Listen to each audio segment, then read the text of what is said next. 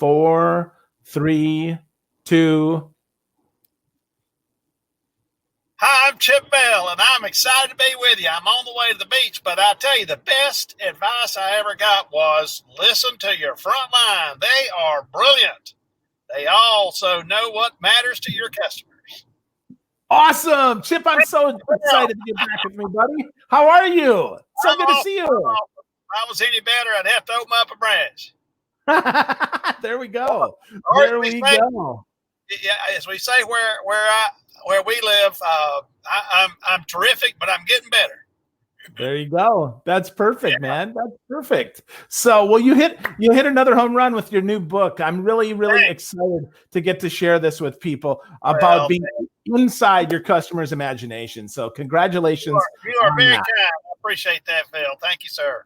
Yeah, absolutely. Absolutely. So, fun book. Sadly, I don't have a physical copy here to share with folks, but I want to share. I can help you out. Look at here. Look at that. Yeah. So hold on just a little bit. Show them the book. Show them the logo, because I want to talk about that coffee cup. Yeah. Okay. Good. Yeah.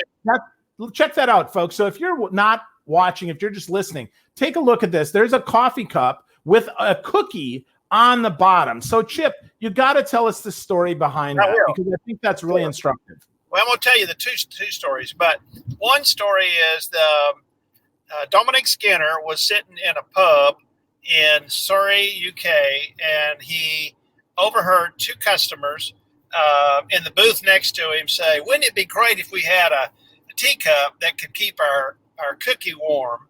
And so he was a designer, and he had his sketch pad. He sketched out an idea and created this dunk mug. You can Google dunk mug, and you'll see lots of pictures of them, but it's basically a mug with a slot cut out at the bottom that you slide a coffee in. And he sold it to Mocha UK, and the rest is history. But at any rate, I thought it'd be kind of a great metaphor.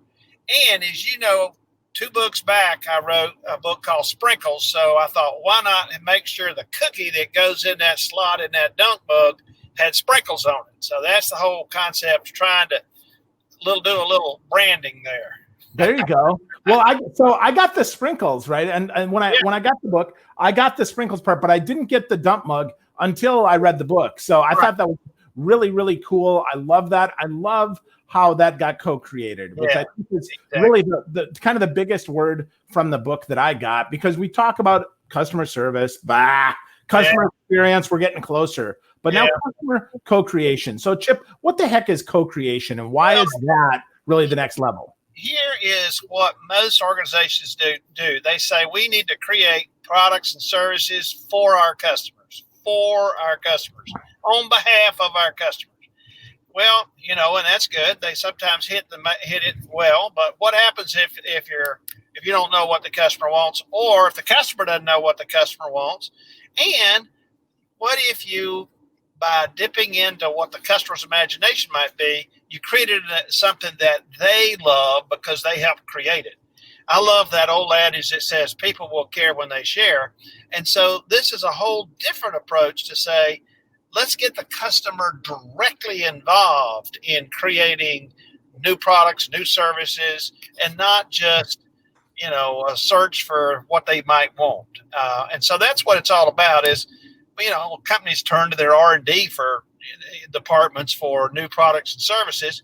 Why not turn to your customer as another resource you have? Nothing wrong with your R&D department, but, sometimes they don't know what customers want either. So that's what the book's all about. And I like to say imagination is something on the inside, and it's a door opened only from the inside. So how do we create a relationship with the customer? And we can talk about that. So they'll want to open that door and want to share with you their weird, crazy, off-the-wall, half-baked ideas that could turn into something that would be of value to them.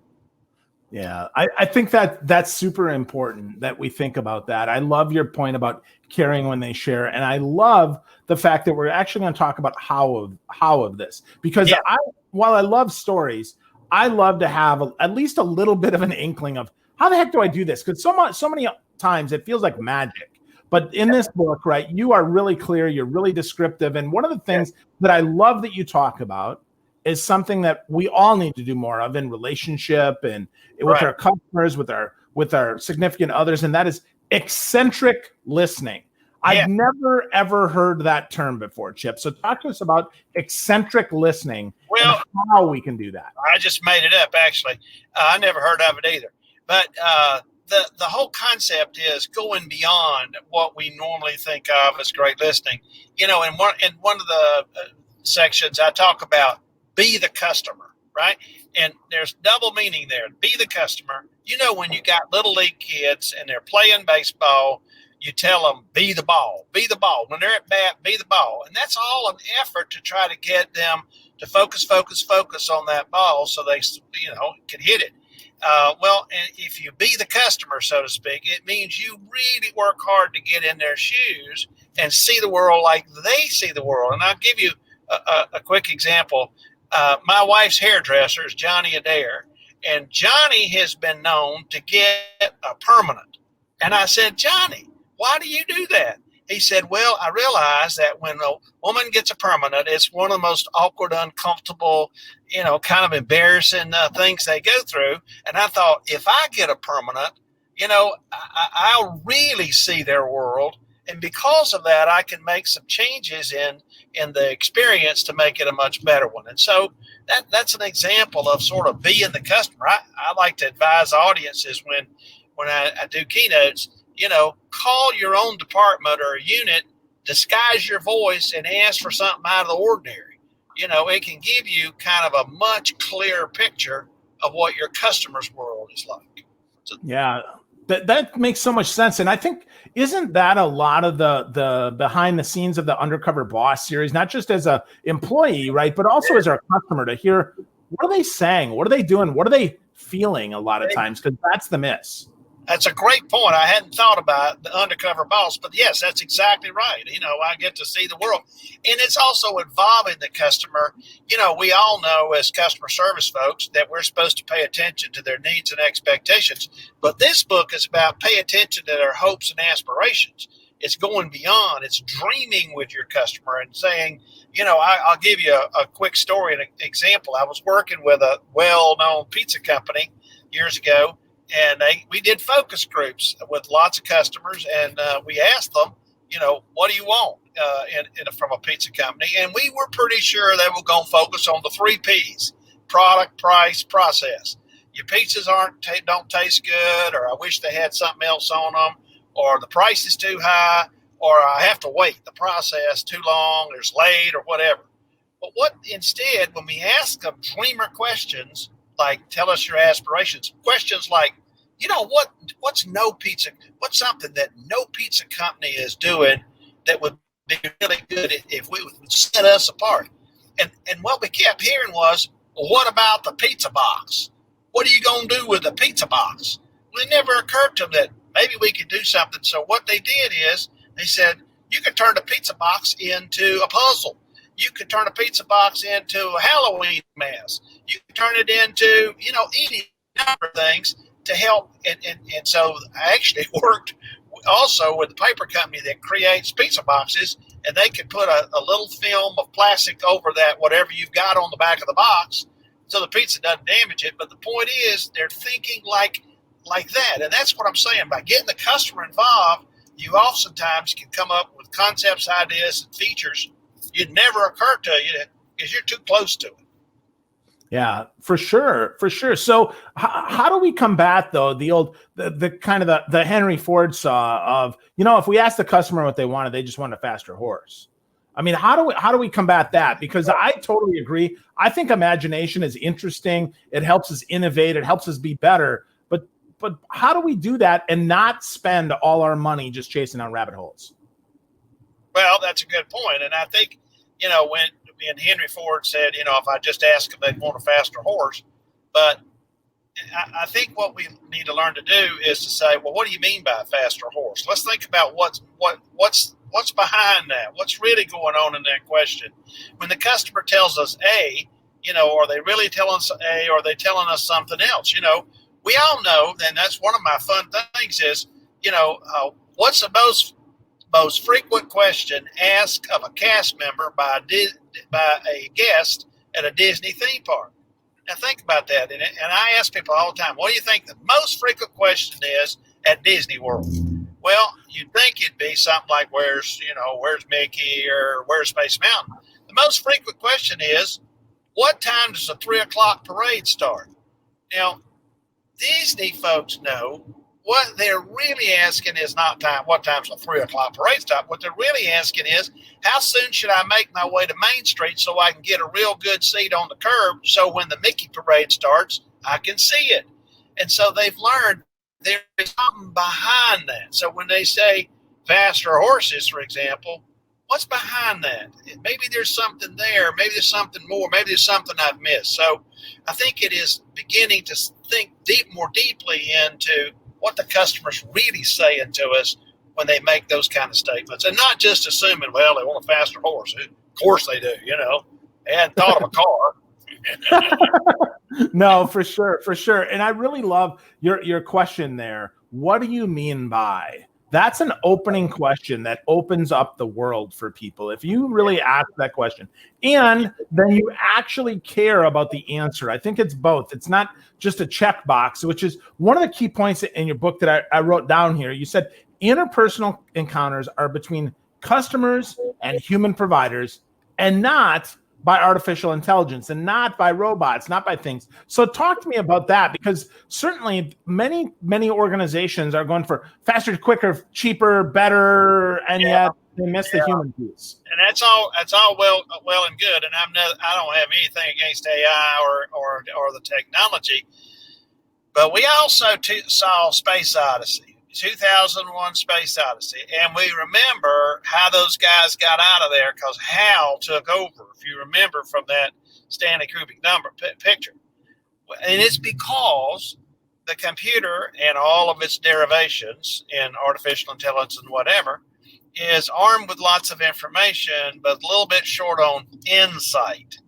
And I think what humans provide, because they can communicate and have a deep understanding of more empathetic connection and can do eccentric listening, is the capacity to develop insight, that aha, that, I hadn't put it together quite like that, in a way that a computer is not able to do. So I think it needs to be by humans, because I think that's the primary source for ingenuity, innovation, creativity, and all those things that produce breakthrough products, services, and solutions. Yeah. Well, I think human beings are willing to experiment and are willing to blow it up, even if it's not safe, and put things together that wouldn't normally put together. Just like, the coffee cup. I mean, think about it. So many people would say, oh, geez, there's a hole in my coffee cup. What the heck is that? But once you understand what you have there, so it does sometimes take a little bit of understanding. It's slow down to speed up in many cases, I think is really often what you're talking about there. You got it. Cool. So what you talk about also, that there's this secret code to getting inside your customer's head. Talk to me about that, Chip, and how important that is and how we get there. Great. Well, as I mentioned a little bit at the beginning, I believe imagination is on the inside of your customer, and it's kind of a door open from the inside. So the question becomes, how do I get them to open the door? And I thought to their innovation. And obviously, I believe that happens through a partnership. So you begin to say, well, what are the effective ingredients of this kind of partnership, an innovation pursuit partnership? And one of the places I went is I thought, okay, where else does this go on? Where else does innovation happen?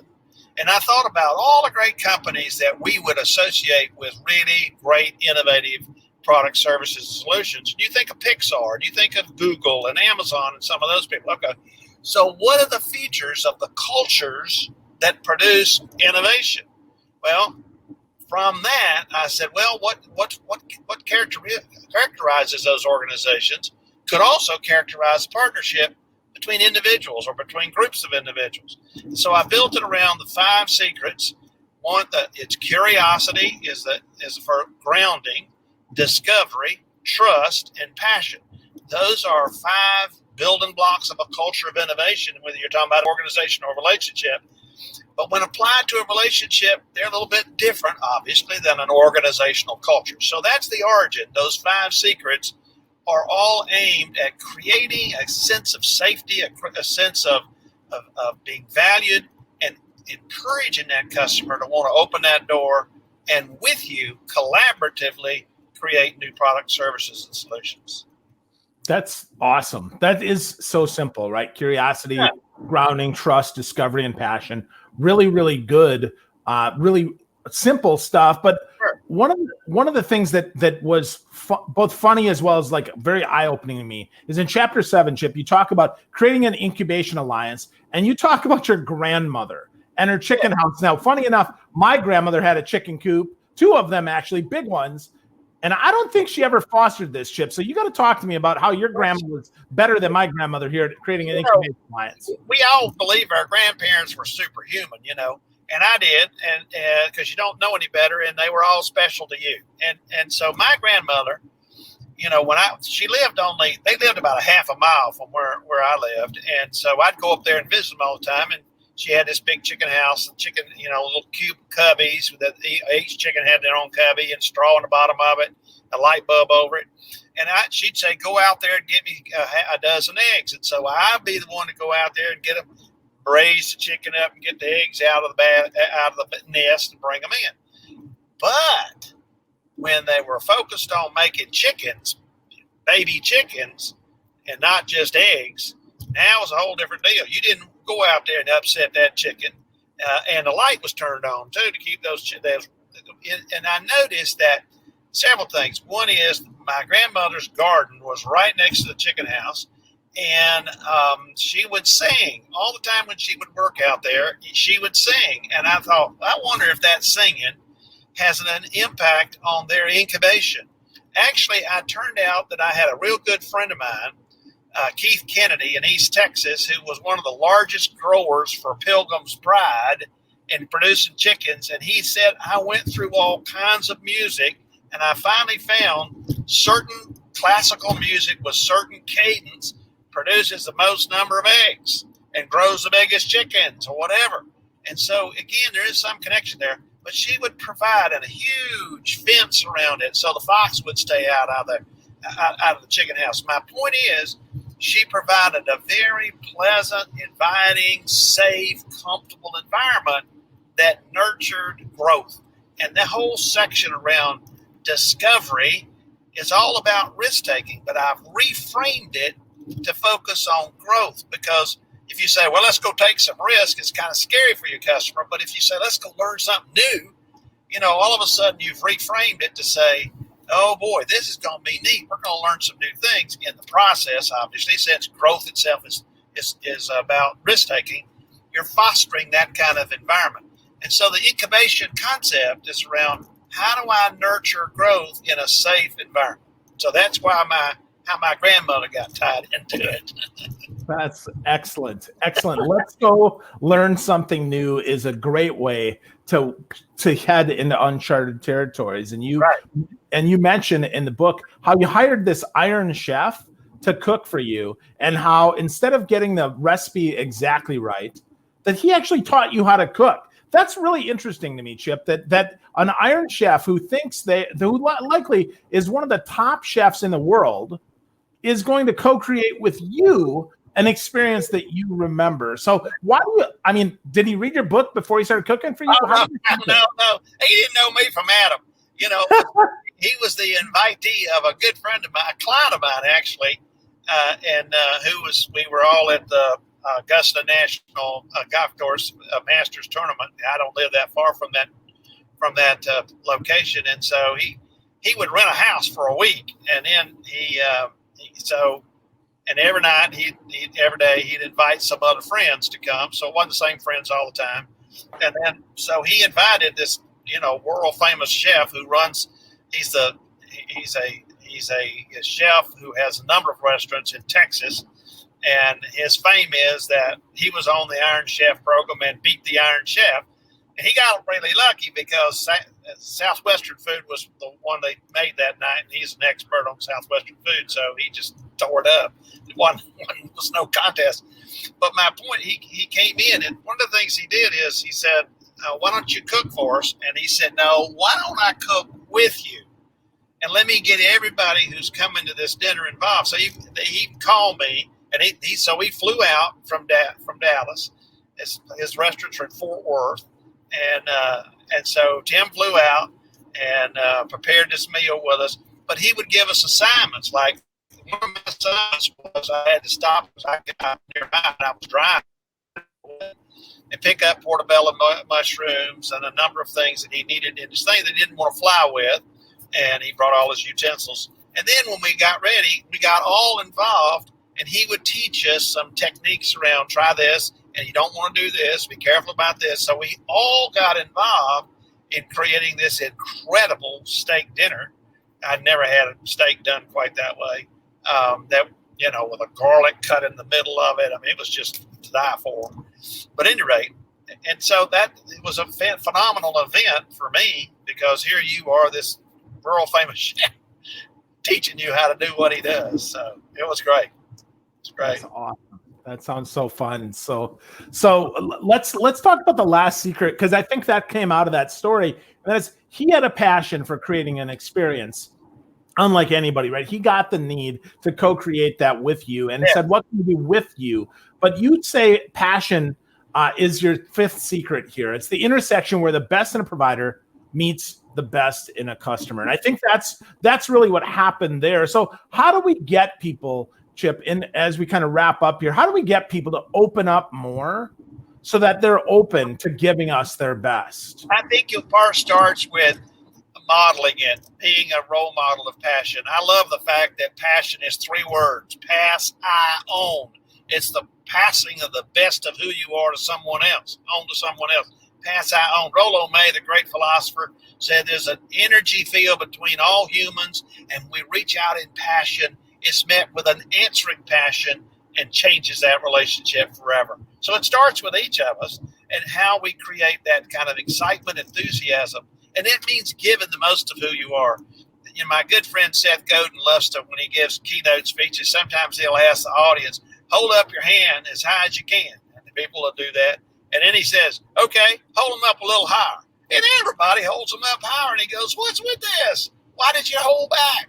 And so my view is we've got to hold back. We don't want to hold back. We want to give the most that we can be. And part of it is recognizing that we want to cherish that partnership, nurture that partnership. And what I call nobilize it. Nobilize it is a kind of made up word that has, how do you create it like royalty? How do you create it with deep respect and dignity? You know, my wife and I have been married over 50 years. And somebody asked us one time, how in the world you and Chip been married for 50 years? And I was kind of holding my breath. I expected some answer like, well, you know, he's on the road all the time. I never see him. But she got serious. She said, we got married, but we never quit courting. We never quit dating. And I think the secret is how you never take that partnership for granted. You look for ways to continually give and contribute generosity and gratitude to your partnership. Wow. I love that. How do we stay married for 50 years, or how do we have long-term customers? All the same here. Never stop courting. Never take it for granted. Chip, I never take time with you for granted, my friend. It is always a joy to talk to you. So it's always so fun. So Chip, I know people are going to go to chipbell.com, get a copy of the new book. It's awesome, Inside Your Customer's Imagination. But if people want to get started along the journey, what's 1 or 2 things, Chip, that they can use today to get them started getting more inside their customer's imagination?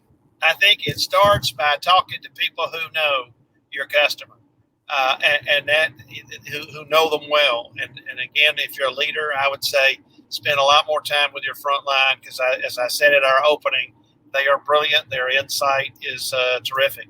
Who else do your customers know that come in contact with, and what can they teach you? I have a good friend of mine who used to run a hotel, and he'd do focus groups with the taxi drivers that frequented that hotel to take people to the airport because he knew customers were going to be honest in the backseat of a taxi, and he gained a lot of insight that he'd never get from the front desk saying, "How was your stay?"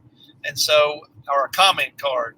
So I think it's all looking for ways to say, I want to not only help know my customer, understand them, but I want to demonstrate to them how much I care about what matters most to them, not just their needs and expectations, but also their hopes and aspirations, and include them, involve them, collaborate with them in creating remarkable, amazing, and breakthrough product, services, and solutions.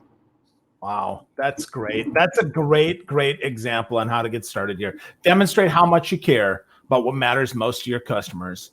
Get started getting inside your customer's journey. If you want to get more of this, definitely go to chipbell.com. He's got the book. He's got some awesome bonuses that you can get, some great resources here. A song book, if you can believe that. Some Absolutely. tips. Yeah, what the heck, man? So did you write all these songs, or how did you? I wrote the words and the music. Music is a hobby of mine, and so if you log on, you can get a copy of that song book. There's actually one of the songs in the book. Not too many business books have a song in it, but it's in there. And then you can go on the book page of my website, and the accompaniment for all of those songs is there. So you'll have the sheet music, and you'll be able to sing right along. There you go. That's awesome. Well, Chip, as always, it's just a joy to talk to you, my friend. Have a great day at the beach. Thank you for spending time with me today. I so appreciate it, buddy. Thank you, Bill. It's an honor to be with you. Thank you so much. Back at you, brother. Thank you.